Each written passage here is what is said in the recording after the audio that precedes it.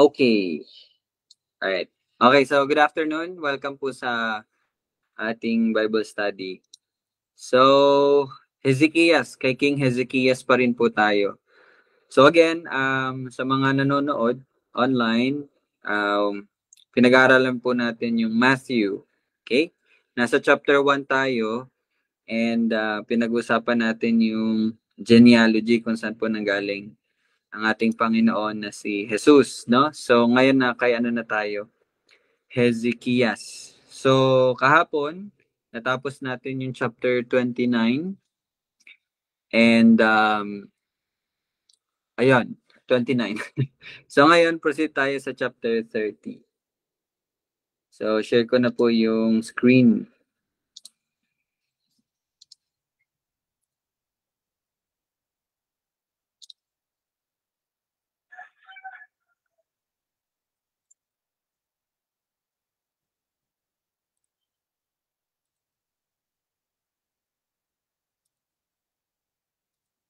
Okay, so chapter 30. Siguro ano tayo ngayon? Hanggang verse 12. Discuss natin yung verse hanggang verse 12. Okay? Sige, siguro basahin muna natin no, yung buo. Okay? Para magkaroon tayo ng idea, then summarize natin. Sige, pwede pakibasa, Siren. Hanggang ano lang, hanggang 12. Second Chronicles. 12. Opo. Second Chronicles chapter 30. Mga paghahanda para sa Pasko. Si Hezekias ay nagpasabi sa buong Israel at Juda at sumulat din ng mga liham sa Ephraim at Manases na sila'y pumunta sa bahay ng Panginoon sa Jerusalem upang ipangilin ang Pasko sa Panginoong Diyos ng Israel. Sapagkat ang hari at ang kanyang mga pinuno at ang buong kapulungan sa Jerusalem ay nagkasundong ipangilin ang Pasko sa ikalawang buwan. Yamang hindi nila maipangilin iyon sa panahong iyon, sapagkat wala pang sapat na bilang ng mga pari ang nakapagpabanal at hindi pa nakapagtipon ang taong bayan sa Jerusalem. Ang panukala ay minabuti ng hari at ng buong kapulungan. Kaya't kanilang ipinag-utos na gumawa ng pahayag sa buong Israel mula sa Beersheba hanggang sa Dan na ang bayan ay dapat dumating at ipangilin ang Pasko sa Panginoong Diyos ng Israel sa Jerusalem, sapagkat hindi pa nila ito naipagdiriwang sa malaking bilang gaya ng iniatas. Kaya't ang mga tagapagdala ng sulat ay lumibot sa buong Israel at Juda, dala ang sulat mula sa hari at sa kanyang mga pinuno, ayon sa utos ng hari, na sinasabi, "Kayong mga anak ni Israel, manumbalik kayo sa Panginoon, sa Diyos ni Abraham, Isaac at Israel, upang siya'y muling manumbalik sa nalabi sa inyo na nakatakas mula sa kamay ng mga hari ng Assyria. Huwag kayong maging gaya ng inyong mga ninuno at mga kapatid na naging taksil sa Panginoong Diyos ng kanilang mga ninuno. Kaya't sila'y ginawa niyang isang kapanglawan gaya ng inyong nakikita. Huwag kayo ngayong maging matigas ang ulo, na gaya ng inyong mga ninuno, kundi ibigay ninyo ang sarili sa Panginoon. Pumasok kayo sa kanyang santuaryo na kanyang itinalaga magpakailanman, at paglingkuran ninyo ang mga Panginoon niyong Diyos, upang ang kanyang matinding galit ay lumayo sa inyo. Sapagkat kapag kayo'y nanumbalik sa Panginoon, ang inyong mga kapatid at ang inyong mga anak ay makakatagpo ng habag sa mga bumihag sa kanila at babalik sa lupain ito. Sapagkat ang Panginoon yung Diyos ay mapagpala at maawain, at hindi niya ilalayo ang kanyang mukha sa inyo kung kayo'y manunumbalik sa kanya. Kaya't ang mga tagapagdala ng sulat ay nagtungo sa bayan-bayan sa lupain ng Ephraim at Manases hanggang sa Zebulun. Ngunit sila'y pinagtawa ng may pagkutya at paghamak. Tanging ang ilan sa Aser, sa Manases at sa Zebulon ang nagpakumbaba at pumunta sa Jerusalem. Ang kamay ng Diyos ay nasa Juda rin upang bigyan sila ng isang puso upang gawin ang iniutos ng hari at ng mga pinuno sa pamamagitan ng salita ng Panginoon. Alright, thank you. Dad, pwede mo i-open sa prayer.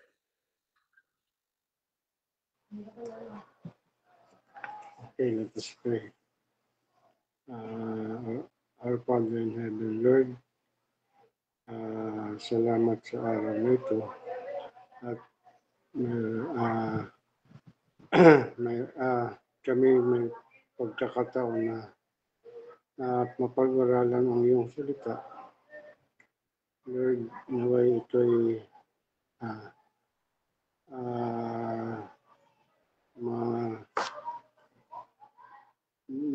maintindihan ng bawat isa at ito'y may sa pamuhay. Lord, sapagkat ikaw lamang ang aming Diyos na makakagawa nito. Sa iyo lahat ang paraan upang kami sumunod. Salamat, Lord. Ito ang aming panalangin sa ngalan ni Jesus. Amen. Amen. Tulog. Sige, okay na. Thank you, God.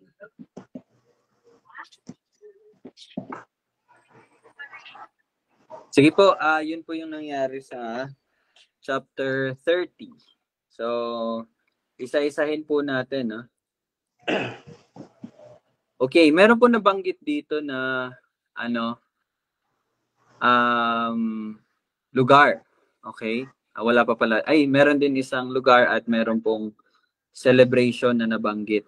Okay, so una is yung, kung mapapansin niyo po dito, si Hezekias ay nagpasabi sa buong Israel at Juda. So, yung binabanggit po dito na Israel at Juda, ito po yung, again, yung yung Northern Kingdom, Israel, Southern Kingdom, Juda.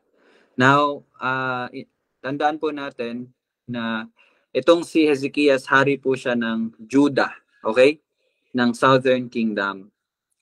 And di ba po, na-divide po yung kaharian, Israel at Juda. Israel, Juda. Okay? And ngayon po, bigyan ko lang po kayo ng konting informasyon. Di ba nabasa kanina na, ito pala, sumulat ng liham si Hezekias sa Ephraim at Manases. Okay? Di ba yan po yung nasabi? Okay. Sino po dito yung parang nakakaalam or baka meron kayong idea ano po tong Ephraim at Manases or sino ano to? Ephraim at Manases. Short ano lang po. Ano ba yung Ephraim at Manases? Lugar sila, no? Lugar sila. Pero actually name sila nung ng tao, pero lugar na sila during this time. Meron po pa kayong idea? Ano po tong Ephraim at Manases?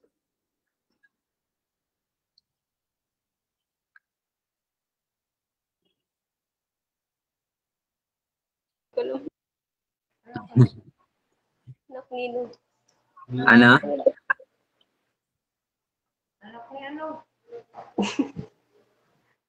Joseph. Anak ni Joseph. Anak ni Joseph. Okay. Sino ba si Joseph?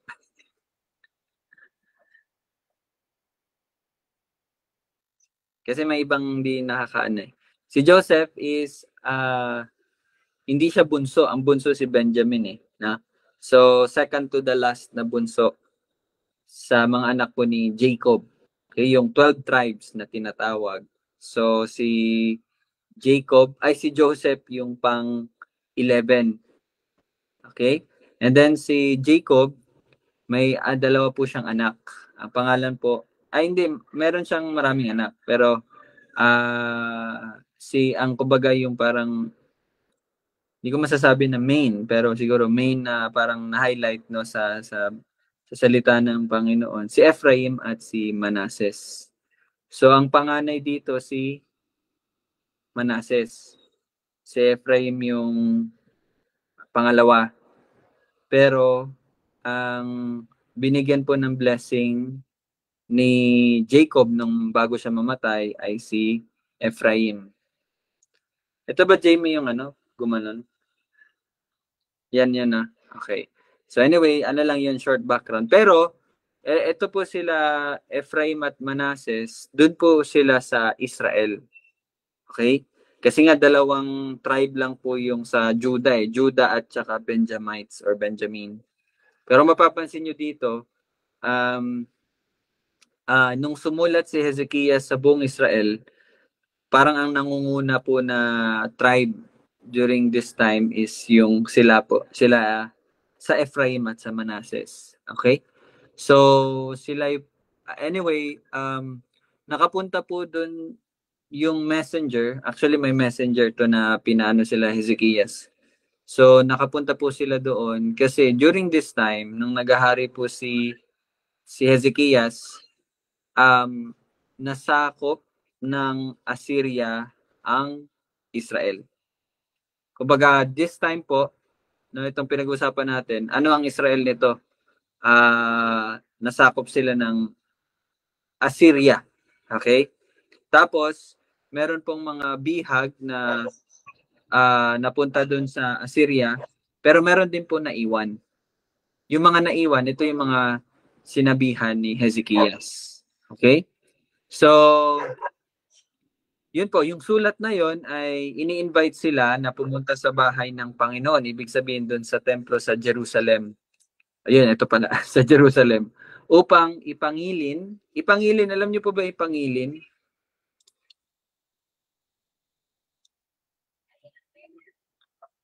Pangilin means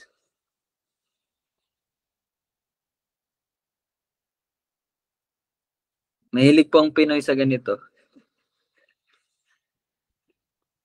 Celebrate. Pagdiriwang. Okay. Pangilin means celebrate or pagdiriwang. Okay? So, upang ipangilin ang Paskwa. Okay, so short review po na ano po yung Paskwa. Hindi po yung ngayong nalalapit na Pasko, iba po yun. Ano yung Paskwa? Sino po nakakatanda? Yan, para matutunan din ni Ate Jill. Nandiyan pala si Ate Jill.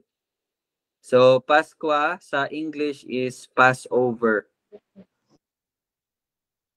Sige, sino po nakakatanda? Bakit po sila may celebration na Paskwa? Ano yun? Para saan po yan?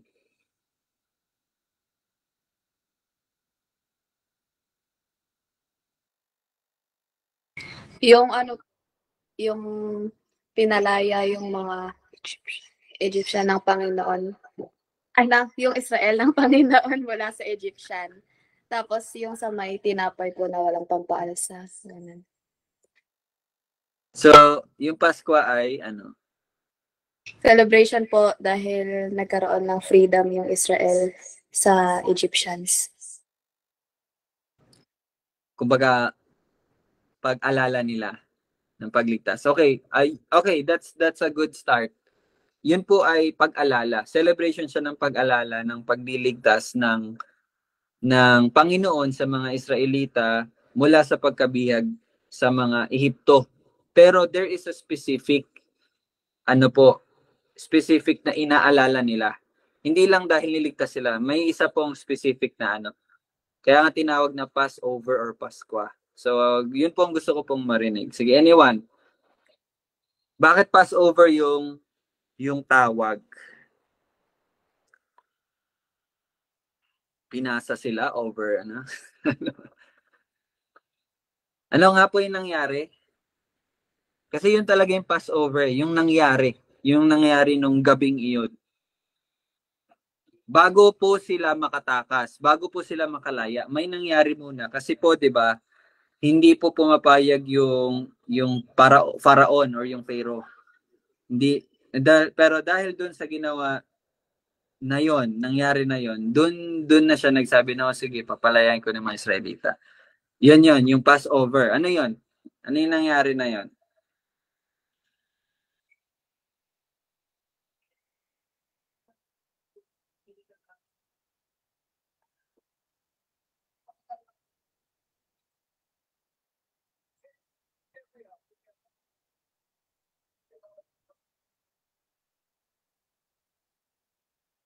Sige, clue. Another clue.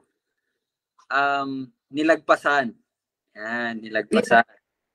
Sige, Yung- sige. May yung mga pintuan po, may papatay. Tapos, pag walang dugo o pag may dugo. Parang lalampasan pag may dugo. Ganun. Ayun. Tapos, kaya pinalaya na sila kasi madaming mamatay, ganun. Sino yung mga namatay? Panganay. Ay. Ano, Gab? Tama, Gab. Ano yung Gab? Ay. Ay, Panganay na. Okay. Alright. So, bali po kasi yung nangyari na yon, mamamatay lahat po ng panganay na anak doon sa Egypt. Now, kung sino man ang merong dugo, no, may dugo doon sa pintuan, lalagpasan po sila nung kamatayan. Okay, yung tinatawag na angel of death or destroyer sa English. So, kaya po tinawag na Passover kasi nga dahil nga meron silang dugo, nalagpasan sila. Okay? So, yun po yung inaalala nila. So, may chat po si Ate Jamie. Sa Exodus 12, natin po yun mababasa. May specific verse ba, Jamie? Buo. Parang buo eh. Buo. Story kasi siya eh. So, basahin nyo na lang po yung Exodus 12. Okay? So, yun po yung Pasko. And inaalala po nila yun. Yes, inaalala nila yon pagkatapos nun. And then, hindi lang po yon pati yung unleavened bread. No? Okay, basta yun. Anyway, focus tayo dito. So, sa pag-celebrate po nila ng Pasko, ito po yung tinatawag nila na isa sa mga occasion or celebration nila na nagkakaroon sila ng pilgrimage. Yung pilgrimage po yung, di ba, pupunta lahat doon sa lugar na yon. Okay? So, kaya po in-invite ni King Hezekias, pati yung sa mga taga-Israel, ay sa Israel, na bumalik, pumunta para to celebrate the Pasko. Kasi yun naman talaga yung ginagawa nila. Okay? So, yan po yung isa sa mga reformation na ginawa nila or pagbabalik sa kung ano man yung original or kung ano yung dapat. Okay? So, yan po. So, sana na naintindihan po ng bawat isa yan si Ate Jill. So, yun yung Pasko or Passover. Okay? So, sapagkat ang hari at ang kanyang mga pinuno at ang buong kapulungan sa Jerusalem ay nagkasundong ipangilin ang Pasko sa ikalawang buwan.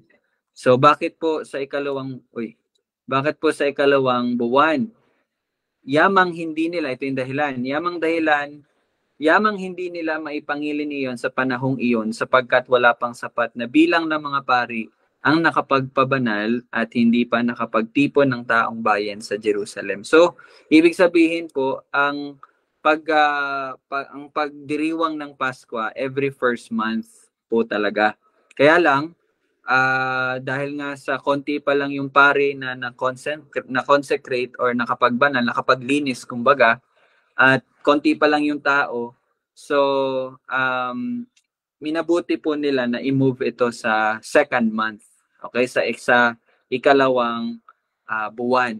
And kung mapapansin niyo po dito, ang panukala ay minabuti ng hari at ng buong kapulungan. So, meron pong importance tong verse 4. Verse 4. Kasi po, dati, kung babasahin natin ang Leviticus, meron po talagang grace period din para sa mga hindi nakasali nung pag-celebrate talaga ng Pasko.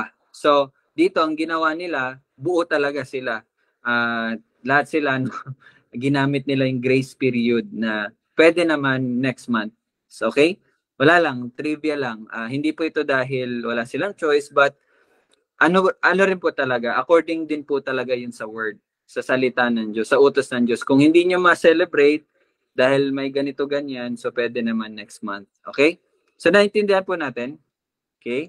So, ngayon naman, sa verse 5, kaya kanilang ipinag-utos na gumawa ng pahayag sa buong Israel mula sa Beersheba hanggang sa Dan. Okay, may sinend po ako na mapa sa kung na ano nyo po yung mapa.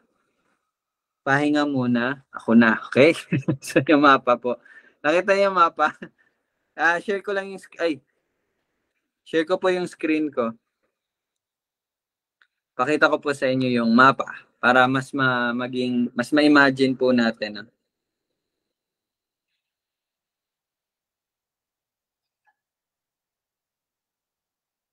Ito. Yan po.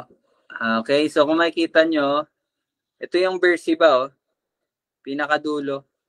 Kita nyo? Yan, Beersheba. Ayan, nasa southernmost part area, no? And si Dan naman, classmate ko po yan si Dan. Hindi, ito po si Dan. Ayan, pinaka northernmost area si Dan. Kita nyo si Dan? Okay? So, kung makikita nyo, ayan, from south to the north. Okay? Alright, yun lang naman. Gusto ko lang ipakita yan.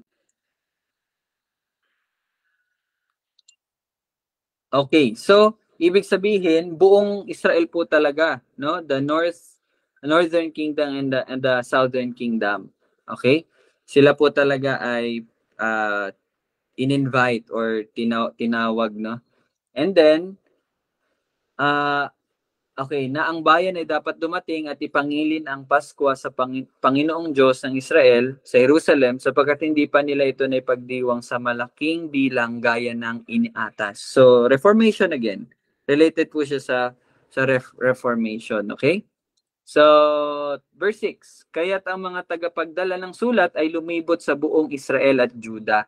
Dala ang sulat mula sa hari at sa kanyang mga pinuno ayon sa utos ng hari na sinasabi, kayong mga anak ni Israel, manumbalik kayo sa Panginoon, sa Diyos ni Abraham, Isaac at Israel, upang siya'y muling manumbalik sa nalabi sa inyo na nakatakas mula sa kamay ng mga hari ng Assyria. So ito po yung binanggit ko po sa inyo kanina na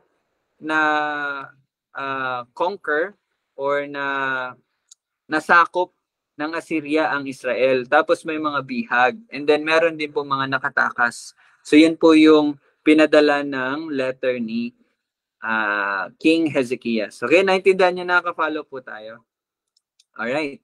So the next one, verse 7, huwag kayong maging gaya ng mga ninuno at mga kapatid na naging taksil sa Panginoon Diyos ng kanilang mga ninuno, kaya't sila'y ginawa niyang isang kapanglawan gaya ng inyong nakikita. Ano po yung kapanglawan? Gusto ko po pumunta dyan Ay, Palawan pala yun. Ano po ba yung kapanglawan? Kalungkutan. Kalungkutan. Okay. Sa English, ma'am? Sadness. Sadness ba? Hindi, yung sa version talaga ng English. Pakatingin nga. Sorry po sa aking inahan. Birthday niya po pala sa linggo. Paki-greet niyo na lang. Alright, anyway. Naka-off pala yung cam ko. Yan. Ano sa English, Jamie? Verse 7.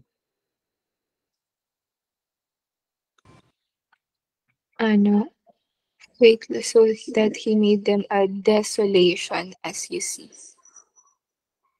Desolation? Desolation. Ano yung desolation? Nag-English lesson na. Desolation, ibig sabihin, 'di ba, yung Free. parang ghost town, yung walang Unhappiness. Sadness nga. Yun pala yun. Akala ko yung wala nang nakatira, parang ganun. Yung ubos, parang ganun. Yes, kumbaga distraction. Distraction, okay. Alright, tama pala si Mami. Sadness. Okay. Okay, yung sadness mo, Mama. Masaya yung pagkabigkas. Sadness. Alright. So anyway, tama po yun. So ibig sabihin, pinapakita dito ni Hezekias, no? And it's another reminder for all of us na pag naging taksil tayo sa Panginoon, wala talaga siyang ibang resulta. So desolation, unhappiness, sadness, okay? Yun po talaga. Alright? So, gamitin natin yung sinabi dito ni King Hezekias para sa lahat, huwag kayong maging gaya, no, ng mga taksil sa Panginoon. Bagkus, verse 8, huwag kayo ngayong maging matigas ang ulo, na gaya ng inyong mga ninuno, kundi ibigay ninyo ang sarili sa Panginoon. So, pumasok kayo, no, sa kanyang santuaryo na kanyang itinalaga magpakailanman. at paglingkuran ninyo ang Panginoon yung Diyos upang ang kanyang matinding galit ay lumayo sa inyo. So, verse 8 is a very good, yung kumbaga, iano natin sa mga sarili natin yung verse 8, no? Una, huwag tayong maging matigas ang ulo. Next, ibigay natin ang ating sarili sa Panginoon. Next, pumasok tayo sa kanyang santuario, ibig sabihin, let's worship God. At let us serve God. Paglingkuran natin ang Panginoon.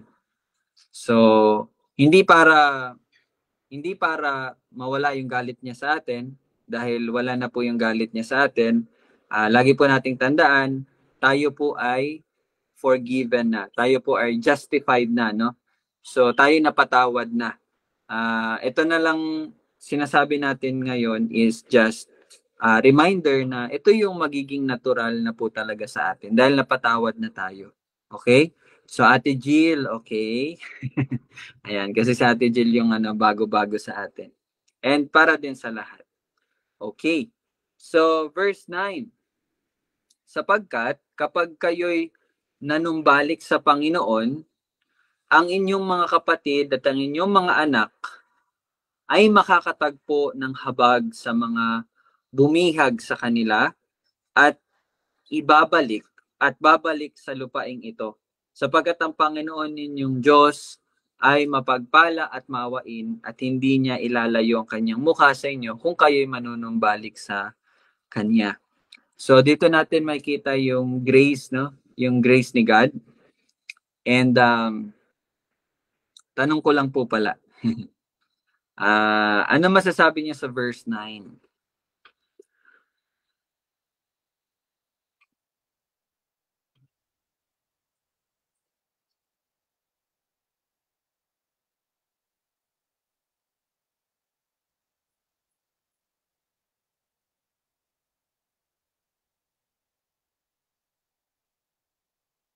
Ang initiative po ba ay nasa tao?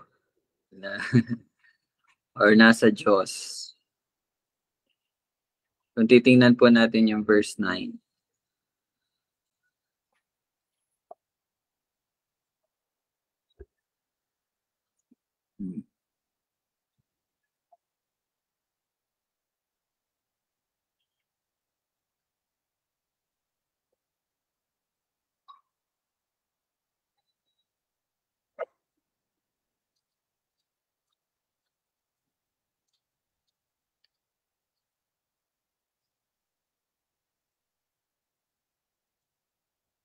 Sige, parang sila Yana may sinasabi. Sige po.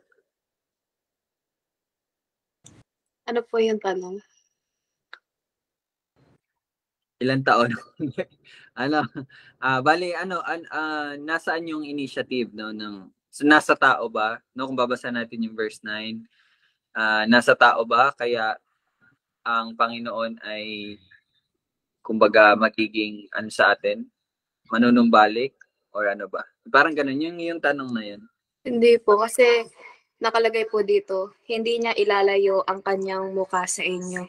So, isa po sa attributes ni Lord is kapag Ito yung paliwanag ko. Kapag ikaw po yung ay sa kanya, never po siyang magbabago. May mga time na lalayo tayo sa kanya. Pero, diba, may babalikan tayo, ganun. Kasi, hindi siya nagbabalik. Okay, so kumbaga, hindi, baka kasi malito tayo, no? Tinanong ko po yun para maano yung pwedeng maging kalituhan natin dito. So again, kung tayo man po ay manumbalik sa Panginoon, kung isang tao man, sabihin natin yung unbeliever, kung siya man po ay manumbalik sa Panginoon, siguro sa mata natin, siya po yung may initiative, siya po yung may gawa noon. Pero we praise God kasi in verse 12, mababasa natin doon na ang Diyos ang gumawa noon. Okay, ang lahat ng panunumbalik, ang lahat ng pagsunod sa Kanya, gawa po yun ng Diyos. So, mamaya basahin natin yung verse 12. Okay? So again, verse 10.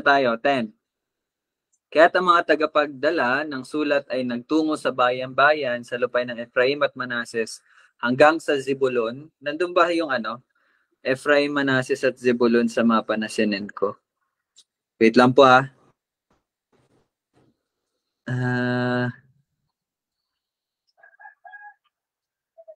di ko makita. Asan yung Zebulon?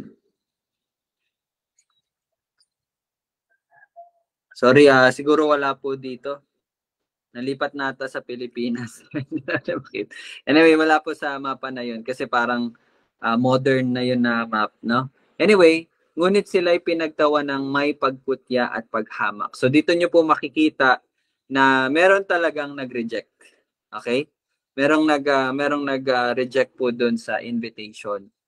So sana hindi tayo matulad sa ganoon na nire-reject yung invitation. When I say nire-reject yung invitation, yung kaligtasan no na binigay ng Panginoon. So, yun, naway pagkalooban tayo ng habag ng Panginoon at tayo'y bigyan niya ng bagong puso upang tanggapin, no? Yun. So, let's go to verse 11. Tanging ang ilan sa Aser, sa Manases at sa Zebulon ang nagpakumbaba at pumunta sa Jerusalem. Okay? So, merong nag-reject, meron din naman pong tinanggap nila po yung tawag dito, yung invitation na yon. So, verse 12.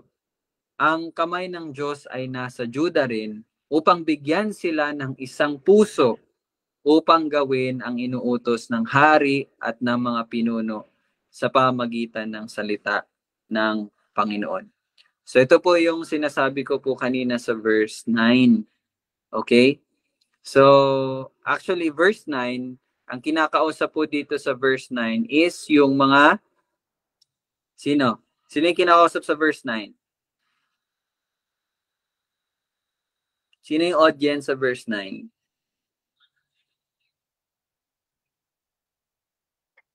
Lahat ba ng tao sa mundo? Sino po? Mga taga? Sige, sagot lang po. Tingnan natin. Okay. Mga mananampalataya. Okay. Si Mami daw, mananampalataya. Sige. Sa kayo po, ano pong sagot nyo?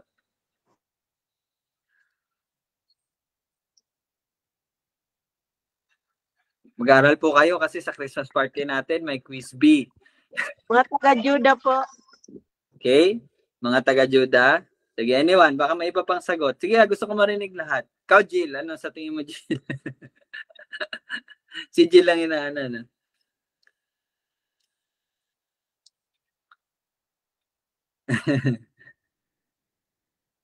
Mag-aral po kayo kasi sa Christmas party natin meron pong quiz B. Okay, Bible quiz B. 5,000 po yung reward. Seryoso po yun. Seryoso po yun. By family po yun. By family. Ang labanan. So, aral po kayo ha. Parang ganito po yun, yung quiz B. Sige, sino po? Yun na ba final answer? Mananampalataya, Juda, taga Juda.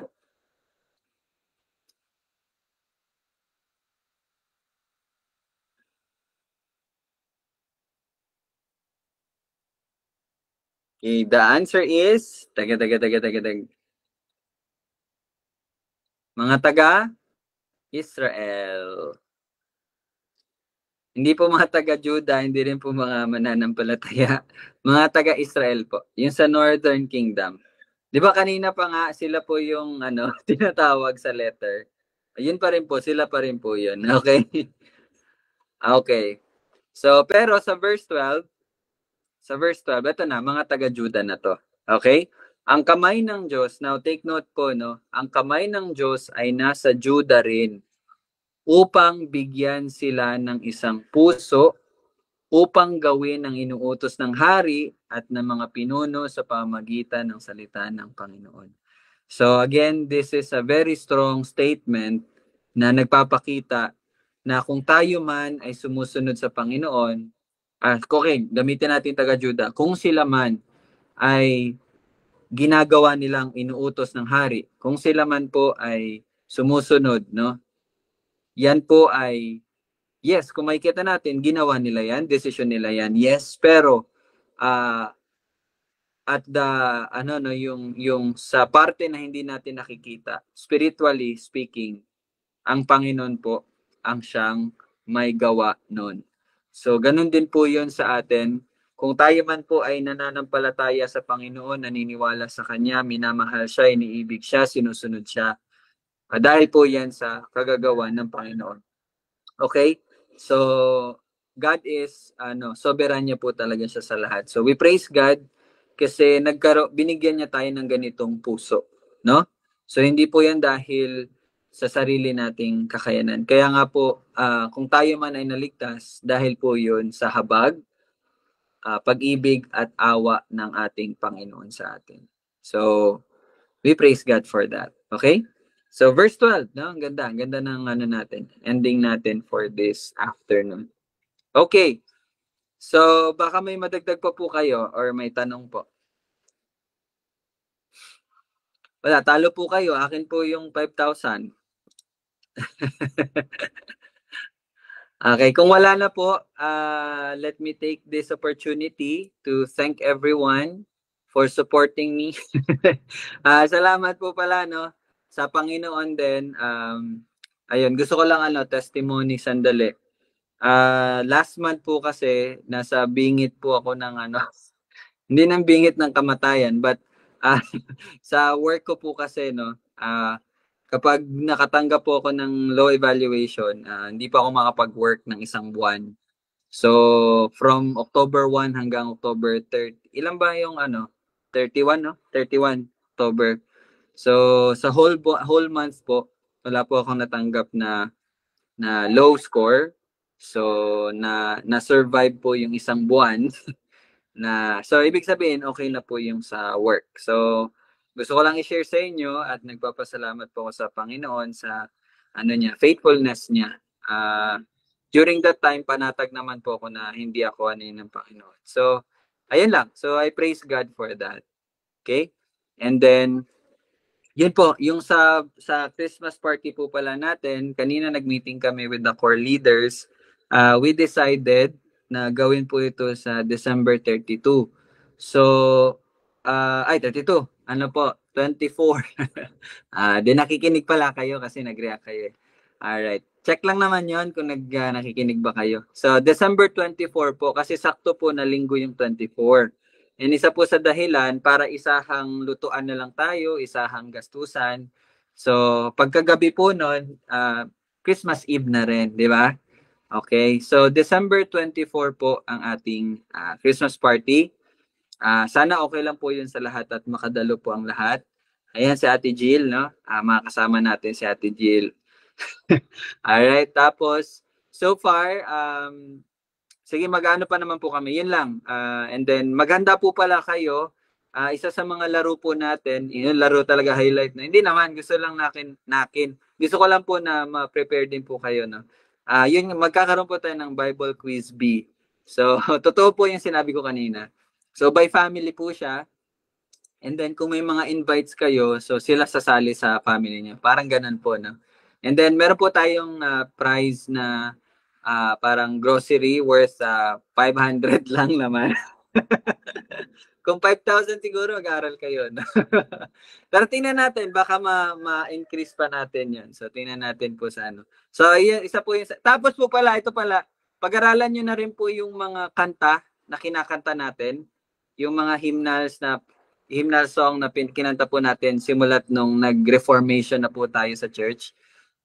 Kasi meron po tayong game na yung parang kakantahin mo tas may blank na na lyrics tapos kayo po ang magkokompleto.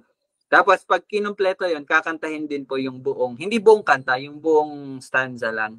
So, wag po kayong mag-alala, magsisend na po ako ng mga sa GC, yung mga kanta na 'yon. Tapos pakinggan niyo na sila. Familiarize nyo na din mga lyrics. So, yan po, isa po yan. Maganda yun. Nakakatuwa yun kasi tayo lahat kakanta tayo.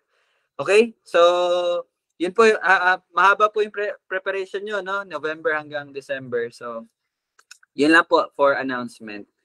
So, yun lang. Thank you po sa mga nakasali sa Bible study natin. At, ayun, patuloy kayong mag-aral, no? So, pag-aralan natin yung 13, verse 13 hanggang 27. So, bukas, God willing, yun po ang pag-uusapan natin. 13 hanggang 27. 2 Chronicles chapter 30. Okay? So, yun lamang po. Tayo po ay manalangin sa pagtatapos natin. Let's pray. Panginoon, maraming salamat po sa iyong salita at pagtuturo sa amin. Tunay nga, Lord, na ang pagbabalik sa kung ano ang naayon po sa iyong salita, yun lamang po talaga aming gagawin. Dahil ang iyong salita ay soberanya. Ito po ang may otoridad sa aming mga buhay. Ito ang aming susundin, Panginoon. Naway ang bawat isa ay gaya ng iyong sinabi sa iyong salita na ugaliin namin na hindi po maging matigas ang aming mga ulo. Bagkos kami po ay magpakumbaba at patuloy na pagsilbihan ka at ibigay ang aming mga buhay sa iyo dahil ang aming mga buhay ay sa iyo naman po talaga, Panginoon. Maraming salamat din, Lord, dahil sinabi mo rin sa iyong salita na ikaw ay gaya ng ikaw ay nasa mga taga-Juda nitong panahon na ito, ganun din po hanggang ngayon na ikaw po ay nasa amin, na iyong po mga iniligtas, na ikaw po ang siyang may gawa ng lahat na nagbigay sa amin ng iisang puso upang manampalataya, maniwala, sumunod at sumamba sa iyo, O Lord. Maraming salamat dahil ang kaligtasan ay galing sa iyo at maraming salamat, Lord, sa habag at awa na iyo po pinagkaloob sa bawat isa. Ingatan mo po patuloy ang bawat isa at ikaw lamang ang nararapat na purihin at ang lahat ng papuri para sa ilang Panginoon. Ito aming panalangin sa pangalan ni Jesus. Amen. Okay, thank you po sa lahat ng mga nakasali. See you po sa bukas. Bye-bye po. God bless. Thank you, Ate Jill. See you bukas ulit. Bye-bye.